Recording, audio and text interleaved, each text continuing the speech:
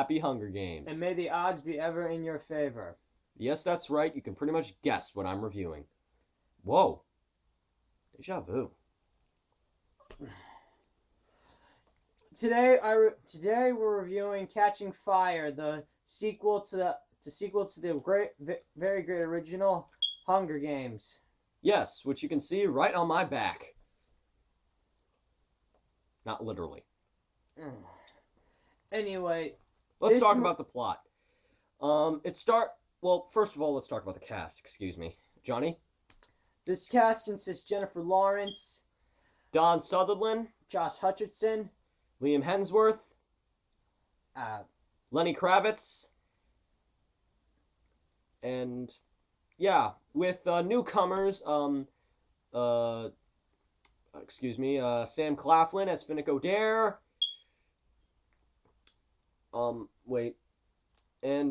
Well, that's about it, because all the Robert Wright as BT, and various other people, because I don't read the credits that much.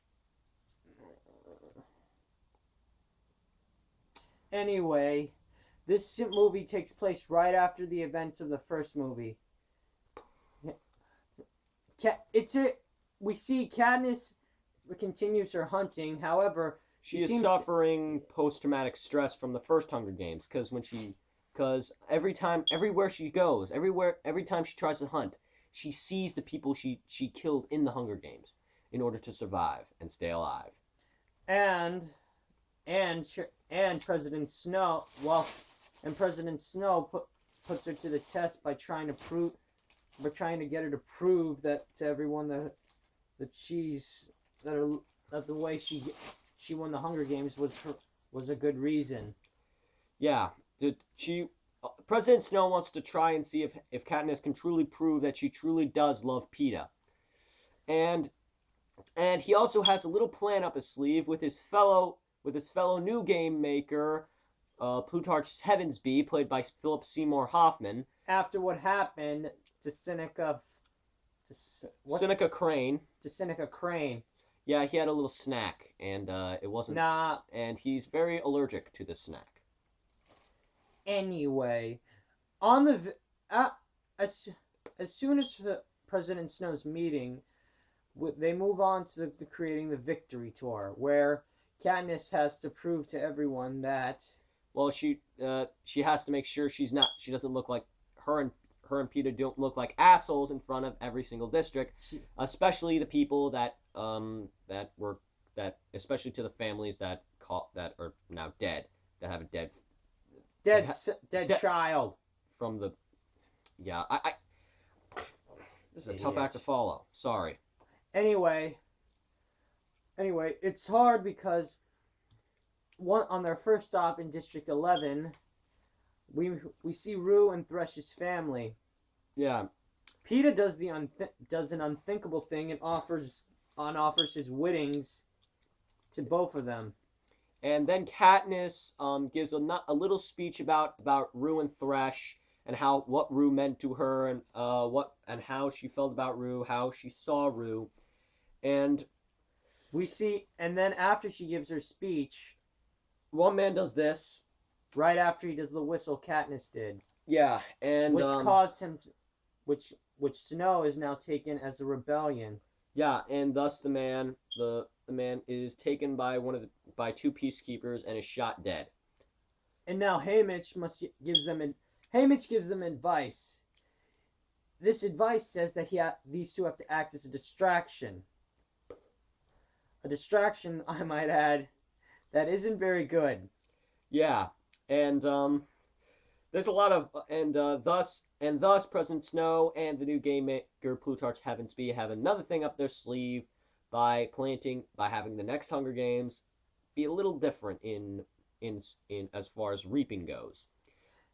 He pulls the victors of the previous Hunger Games for the Quarter Quill, which is the anniversary of the Hunger Games, which they have every 25 years. Yeah. And Haymitch was a part of the 50th Hunger Games, which was a Quarter Quill, even though this is not mentioned in this movie. And That's what pisses us off. They cut out a scene. That really pisses me off. Does it piss you off? It pisses me off. Well, it pisses me off more because I'm very speechless.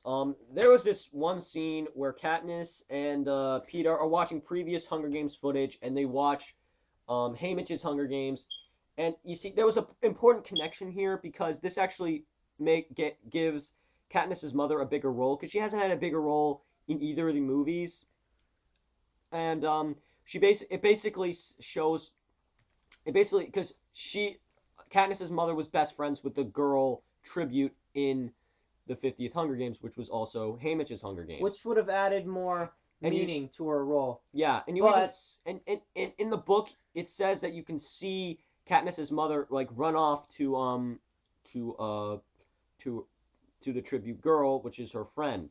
Anyway, that scene's done. It doesn't exist, so there's nothing we can do. But they could have a deleted scene of that, hopefully. This is one of the reasons why I want a prequel. Right after this trilogy wraps up. Anyway, after they find out that they'll have to compete again, Katniss begs Haymitch to make sure that he's fighting in the Hunger Games instead of Peeta. Although when they do the reaping, obviously since apparently Katniss is the only District 12 female who won. Which I find is pointless to have the whole reaping thing, considering she's the only girl tribute. Yeah, it's just like, oh, fuck it. Effie could have just went like, oh, fuck it. It's Katniss Everdeen. We all know. Just get over here. That's all she could have done. But and a miracle happens and Haymitch is called, but Peeta does exactly the complete opposite. He just fucks it all up and he just says, I volunteer. And I'm just like, yes, but it was his choice. Yeah, but I was like that when I read the book. I was just like, never mind. Idiot. But yeah. Now, that's all the plot we'll give away now. Now let's talk about the movie, and let's talk about the other tributes. I think they were all very good. My favorite... But what I love... one of the oddlings would have to be that girl from District 2. I call her... she has a name, but I just go into calling her Shark Teeth. Oh, yeah. Yeah. I think her name was, oh, crap. I forgot her name. But, yeah, I mean, I was expecting her to have a very big role, but, yeah. She didn't really have... She filed her teeth... And you know what really makes this really more emotional? Wait, you know what makes this really more emotional? The tributes from District 1, the careers, are brother and sister. They both competed, and they both die in the games together. It must be very depressing for the parents. They lose both their childs. That's what makes it emotional. We should... warning, I forgot to do this in the video. It'll be a caption. I'm sorry. Anyway, it's probably for you guys. Some of you guys have already read the book, so... Yeah. Anyway... But if you haven't, what the freak are you doing? You know Get out of here. You know what really is convenient? In the both Hunger Games we've seen, the District 1 members are the first careers to die. No, they're not actually. They're the first main character to be killed by Katniss. Are the first careers. Oh, okay. Oh, yeah, that makes sense. I'm sorry. But, yeah, I will say my favorite, though, is Joanna Mason, who's played by... I forgot that actress's name. Her name is right above Johnny's head. Right there. Bold red. Well, actually, no. Bold blue. That's better. That's better to see. Where? It's caption. It's editing. That's magic. I know. I'm just kidding. Okay, her name's up there. That's her name. And I think she did a very interesting job. I love the introduction they give. Yeah. No, wait. Don't spoil it, please. Don't spoil it. I love and I really do love the induction of the tributes. Like, You mean the, Caesar Flickerman's talk show? Yes, I love the way she played it. And I love that elevator scene in the movie. That really enlightened Haymitch, though. He was like, thank you. Yeah, I love her introduction in the role, and it's very good. One of the very surprising castings, I think, was Robert Wright as BT. I think that's his name. He was in, as you all know, he was in Daniel Craig's first two Bond movies. And he worked for the CIA. He was also in Yes. Extremely Loud and Incredibly Close. Yes, and his partner and his tribute ally from what district were they from again? They were from Technology, and I forgot which one that was. Anyway, I think it was. I want to say 5 or 4. no, it's 5. Oh yeah, because 4 is fishing. And I find Robert Wright to be very, very intriguing because originally Tony Shalhoub was considered for the role, and as But you all know from Monk, what I like about this, it's that he portrays a real, true genius, and thank you. He probably said bless you, so thank you. Anyway, you see that that him and his tribute partner, they all portray them very well, and especially, and I was really heartbroken when she was killed because she really was a good ally. Yeah. And that BT's plan was very excellent.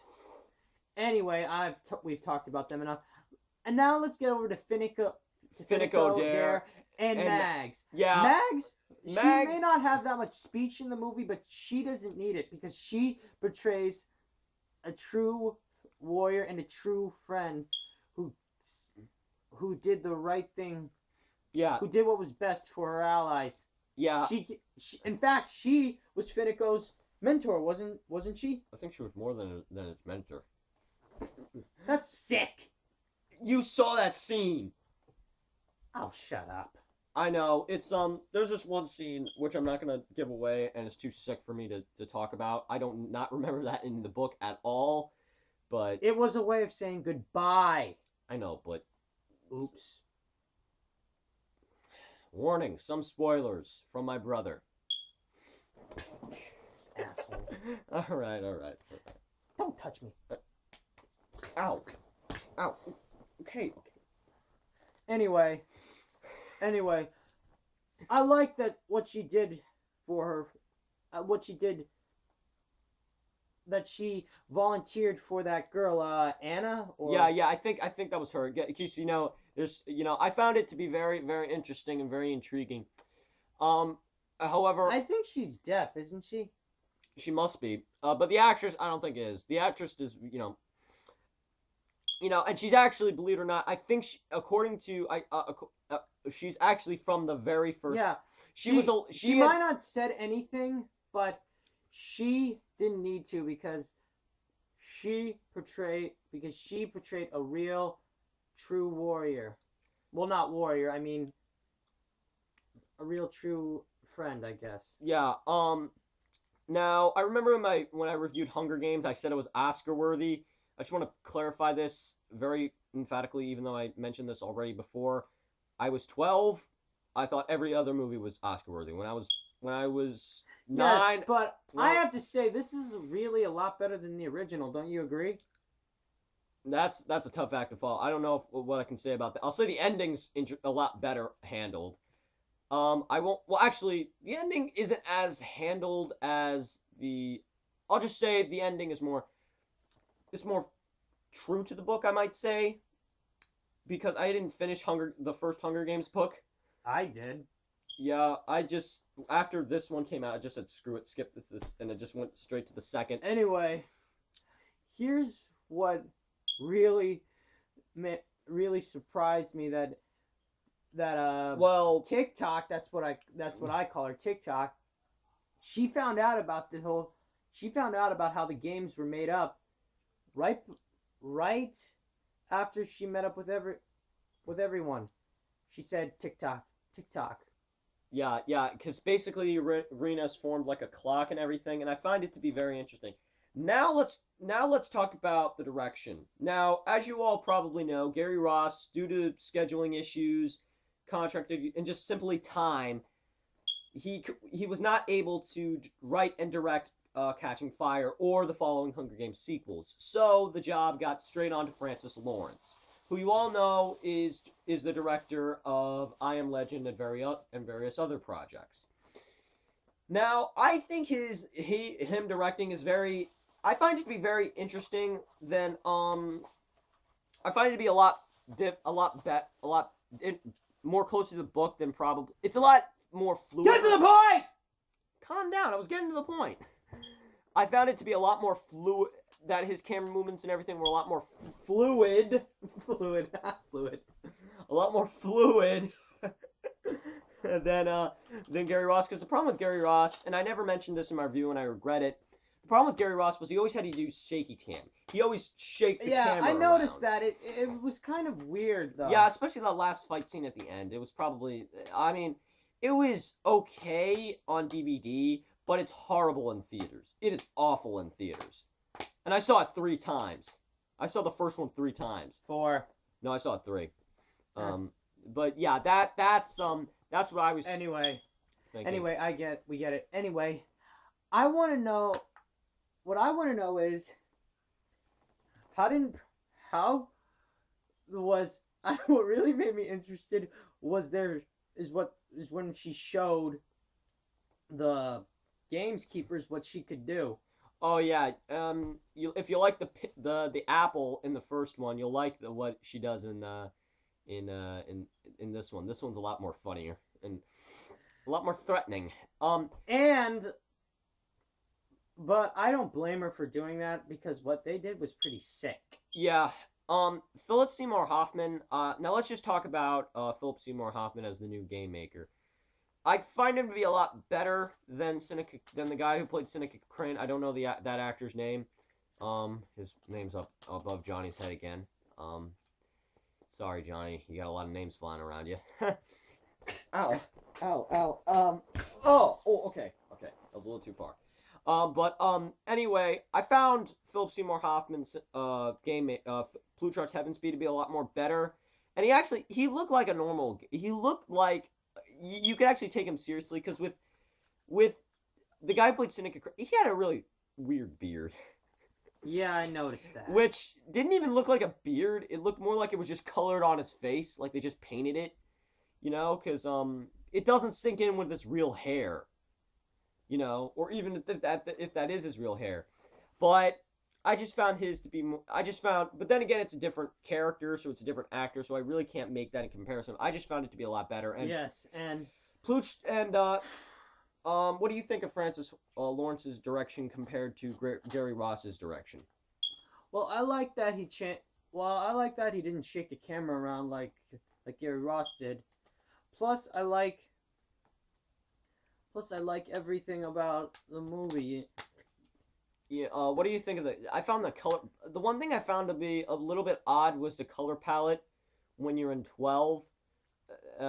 Because when you're in 12, the color palette's very whitish gray sort of thing, and then I think that matches in because you got to remember District 12, it's a mining district, and that sort of makes it sink in. Yeah, but the only time for me I ever saw that sort of color palette in the first one was in the reaping scene. And that was about it. And then and in the scene when she says goodbye to Prim and Gail and her mother. But and then when you get to the arena, I don't know what it is. It's just the color palette changes slightly to a different type of thing. Plus, I'm not really sure about. There's one other thing I'm wondering. Either Katniss is a whore, or she just doesn't know which guy she's in love with. Please don't talk about that in the film. I do not want to really talk about that. I'm just kidding. The one thing I was afraid of for this movie was that it was going to be like New Moon. All right. Yeah, that's what I thought too. Yeah, because I was afraid that the minute they do like a team, like PETA and a team Gale, I'm going to shoot myself. Yes, I agree with that because I can't take another one. I don't want Twilight franchise. I don't want that. I don't think, and also I have to reassert myself from what I said in my Hunger Games review. I don't think it's the next Lord of the Rings. That's what The Hobbit is for. I was 12 and I was naive. Anyway, shut up. Anyway, it's like they said, every rebellion begins with a spark, and Katniss Everdeen is that spark. She's a Mockingjay. In fact, if interview scene, you'll see her dress turns into a mom. You see, your dress will become very interesting. Let's just say that. And it even says that's Cinna's best work. Yeah, but which costs which is probably his last work. Yeah, Lenny Kravitz, you did a very great run, but I believe you don't like Suzanne Collins right now. Because I love Lenny Kravitz, and I loved Cinna. I feel bad that he's and plus, you know, that is sick. I hate it every time they do a Rocky 4. That's what happens. Chronicle. That's what happens. X-Men First Class. Interesting. Ironically, stars Jennifer Lawrence. That's what happens. You got another one, please? Because I'm like. X-Men. X-Men Last Stand. When?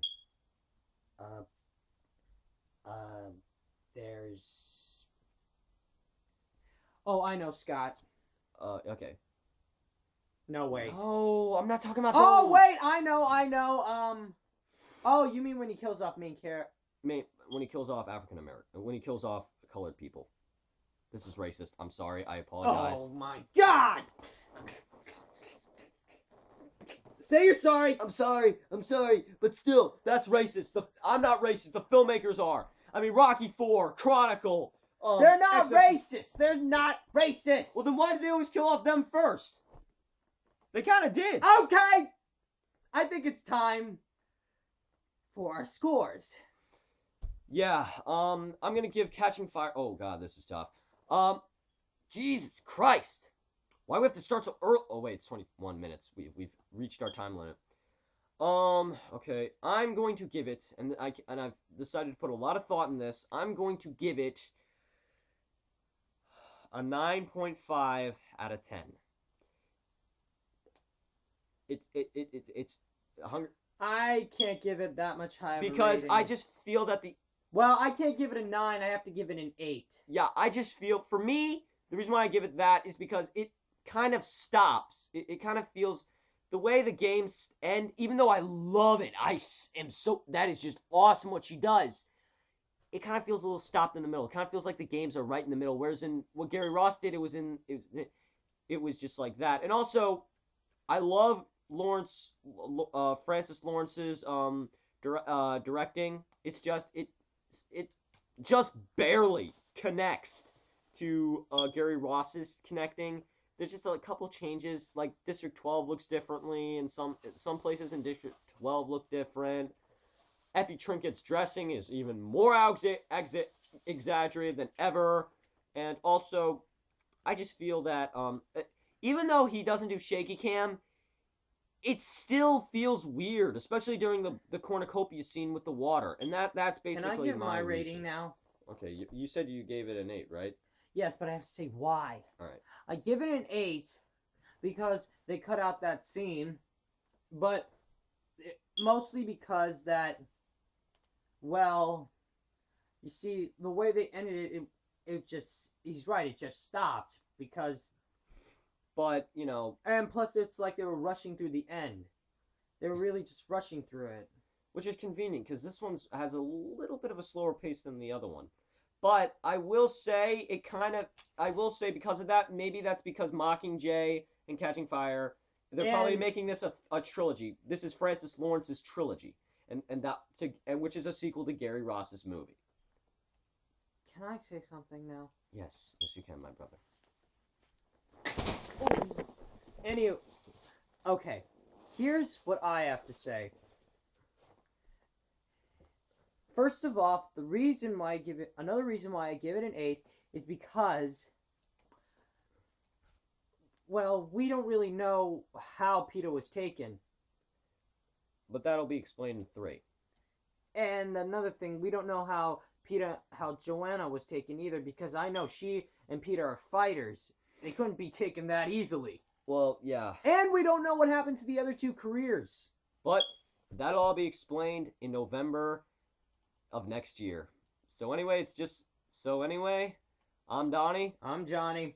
This is Johnny and Donnie Reviews. Signing off. Go see Catching Fire.